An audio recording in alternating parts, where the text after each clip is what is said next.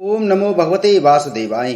नमस्कार दोस्तों, आइए सुनते हैं श्रीमद् भागवत महापुराण की कथा।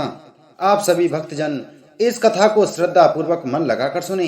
भगवान श्री कृष्ण आप सभी की मनोकामना पूर्ण करेंगे और आप सभी के कष्टों को हर लेंगे। दोस्तों, आज की कथा में हम वर्णन करेंगे राजा बेन की कथा।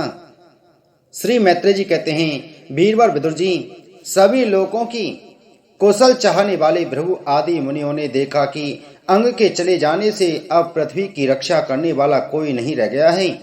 सब लोग पशुओं के समान उच्छृंखल होते जा रहे हैं। तब उन्होंने माता सुनीता की सम्मति से मंत्रियों के सहमत न होने पर भी बेन को भूमंडल के राजपद पर अभिषिक्त कर दिया।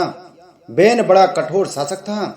जब चोर डाकुओं ने सुना कि वही राज सिंहासन पर बैठा है, तब सर्प से डरे हुए चूहों के समान वे सब तुरंत ही जहां तहां छिप गए। राज्यासन पाने पर बेन आठों लोकपालों की ऐश्वर्य कला के कारण उन्मत्त हो गया और अभिमानवश अपने को ही सबसे बड़ा मानकर महापुरुषों का अपमान करने लगा। वह ऐश्वर्य मद से अंधा हो रथ पर चढ़कर निरंकुश गजराज के समान पृथ्वी और आकाश को कपाता हुआ सर्वत्र विचरने लगा। कोई भी द्विजातीय वर्ण का पुरुष कभी किसी प्रकार का यज्ञ, दान और हवन न करे। अपने राज्य में यह ढिंडोरा पिटवाकर उसने सारे धर्म कर्म बंद करवा दिए। दुष्ट बेन का ऐसा अत्याचार देख सारे ऋषि मुनि एकत्रित हुए और संसार पर संकट आया समझकर करुणावश आपस में कहने लगे, अहो, जैसे दोनों ओर जलती हुई लकड़ी के बीच में रहने वाले चींटी आदि जीव महान संकट में पड़ जाते हैं, वैसे ही इस समय सारी प्रजा एक ओर राजा के और दूसरी ओर चोर डाकुओं के अत्याचार से महान संकट में पड़ रही है।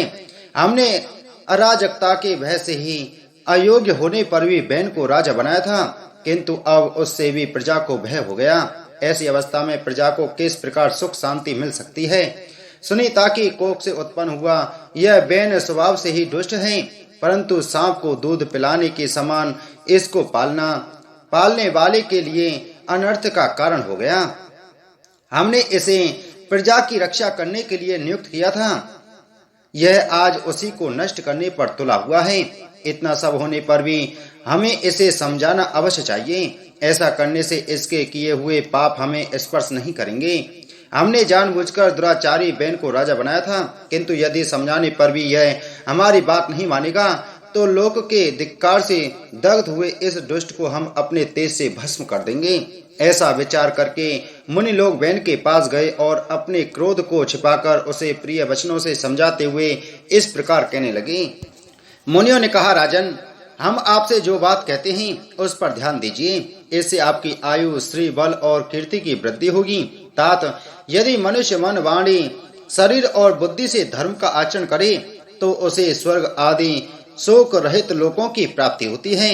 यदि उसका निष्काम भाव हो तब तो वही धर्म उसे अत्यंत मोक्ष पद पर पहुंचा देता है।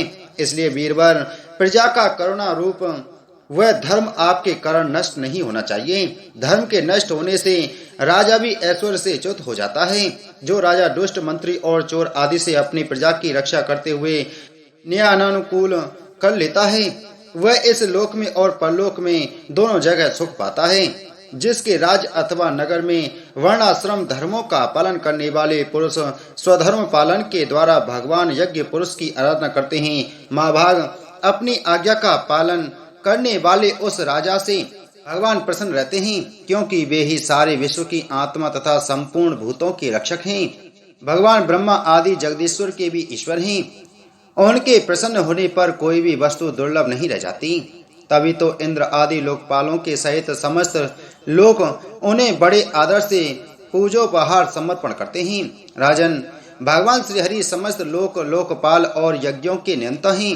वे वेदत्रीय रूप, द्रव्य रूप और तप स्वरूप हैं। इसलिए आपके जो देशवासी आपकी उन्नति के लिए अनेक प्रकार के यज्ञों से भगवान का यजन करते हैं, आपको उनके अनुकूल ही रहना चाहिए। जब आपके राज्य में ब्राह्मण लोग यज्ञों का अनुष्ठान करेंगे, तब उनकी पूजा से प्रसन्न होकर भगवान के अंश स्वरूप देवता आपको मनचाहा फल देंगे। अतः वीरवर, आपको यज्ञ आदि धर्मानुष्ठान बंद करके देवताओं का तिरस्कार नहीं करना चाहिए। बेन ने कहा, तुम लोग बड़े मूर्ख हो। खेद है, तुमने अधर्म में ही धर्म बुद्धि कर रखी है।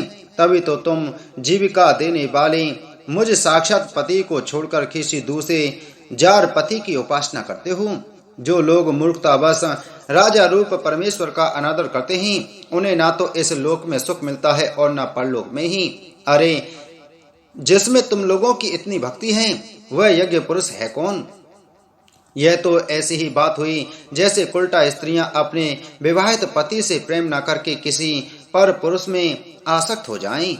विष्णु, ब्रह्मा, महादेव, इंद्र, वायु, यम, सूर्य, मेघ, कुबेर, चंद्रमा, पृथ्वी, अग्नि और वरुण तथा इनके अतिरिक्त जो दूसरे वर और साप देने में समर्थ देता है, वे सब के सब राजा के शरीर में रहते हैं। इसलिए राजा सर्वदेवमय है और देवता उसके अंश मात्र हैं। इसलिए ब्राह्मणों, तुम मत्सरता छोड़कर अपने सभी कर्मों द्वारा एक मेरा ही पूजन करो और मुझी को बलि समर्पण करो। भला मेरे सिवा और कौन अग्र पूजा का अधिकारी हो सकता है? श्री मैत्रेय जी कहते हैं, इस प्रकार विपरीत बुद्धि होने के कारण वह अत्यंत पापी और कुमार्गामी हो गया था। उसका पुण्य क्षीण हो चुका था। इसलिए मुनियों के बहुत विनय पूर्वक प्रार्थना करने पर भी उसने उनकी बात पर ध्यान न दिया। कल्याण रूप विदुर जी, अपने को बड़ा बुद्धिमान समझने वाले बैन ने जब उन मुनियों का इस प्रकार अपमान किया, तब अपनी मांग को व्यर्थ हुई देख वे उस पर अत्यंत कुपित हो गए। मार डालो, इस स्वभाव से ही दुष्ट पापी को मार डालो। यह यदि जीता रह गया तो कुछ ही दिनों में संसार को अवश्य भस्म कर डालेगा। यह दुराचारी किसी प्रकार राज सिंहासन के योग्य नहीं है, क्योंकि यह निर्लज्ज साक्षात यज्ञपति श्री विष्णु भगवान की निंदा करता है। अहो, जिनकी कृपा से इसे ऐसा ऐश्वर्य मिला, उन श्री हरि की निंदा अभागे बैन को छोड़कर और कौन कर सकता है? इस प्रकार अपने छिपे हुए क्रोध को प्रकट कर उन्होंने उसे मारने का निश्चय कर लिया। वह तो भगवान की निंदा करने के कारण पहले ही मर चुका था, इसलिए केवल हुंकारों से ही उन्होंने उसका काम तमाम कर दिया। जब मुनिगण अपने अपने आश्रमों को चले गए, तब इधर बैन की सुकाकुला माता सुनीता मंत्र आदि के बल से तथा अन्य युक्तियों से अपने पुत्र के शव की रक्षा करने लगी। एक दिन वे मुनिगण सरस्वती के पवित्र जल में स्नान कर अग्निहोत्र से निवृत्त हो नदी के तीर पर बैठे हुए हरि चर्चा कर रहे थे। उन दिनों लोकों में आतंक फैलाने वाले बहुत से उपद्रव होते देख वे आपस में कहने लगे, आजकल पृथ्वी का कोई रक्षक नहीं है, इसलिए चोर डाकुओं के कारण उसका कुछ अमंगल तो नहीं होने वाला है। ऋषि लोग ऐसा विचार कर रहे थे कि उन्होंने सब दिशाओं में धावा करने वाले चोरों और डाकुओं के कारण उठी हुई बड़ी भारी धूल देखी। देखते ही वे समझ गए कि राजा बैन के मर जाने के कारण देश में अराजकता फैल गई है, राज्य शांतिहीन हो गया है और चोर डाकू बढ़ गए हैं। यह सारा उपद्रव लोगों का धन लूटने वाले तथा एक दूसरे के खून के प्यासे लुटेरों का ही है। अपने तेज से अथवा तपोबल से लोगों को ऐसी कुप्रवृत्ति से रोकने में समर्थ होने पर भी ऐसा करने में हिंसा आदि दोष देखकर उन्होंने इसका कोई निवारण नहीं किया। फिर सोचा कि ब्राह्मण यदि समदर्शी और शांत स्वभाव भी हो तो भी दोनों की उपेक्षा करने से उसका तप उसी प्रकार नष्ट हो जाता है जैसे फूटे हुए घड़े में से जल बह जाता है। फिर राजर्षि अंग का वंश भी नष्ट नहीं होना चाहिए, क्योंकि इसमें अनेक अमोघ शक्ति और भगवत परायण राजा हो चुके हैं। ऐसा निश्चय कर उन्होंने मृत राजा की जंगा को बड़े जोर से मथा तो उसमें से एक बौना पुरुष उत्पन्न हुआ। वह कोए के समान काला था। उसके सभी अंग और खासकर भुजाएं बहुत छोटी थीं, जबड़े बहुत बड़े, टांगें छोटी, नाक चपटी, नेत्र लाल और केस तांबे के से रंग के थे। उसने बड़ी दीनता और नम्रता भाव से पूछा कि मैं क्या करूं? तो ऋषियों ने कहा, निषीद बैठ जा। इसी से वह निषाद कहलाया।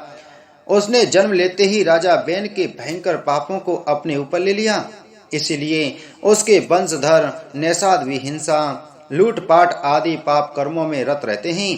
अतः वे गांव और नगर में न टिककर वन और पर्वतों में ही निवास करते हैं। बोलो श्रीमद् भागवत महापुराण की जय। बोलो श्री कृष्ण चंद्र भगवान की जय।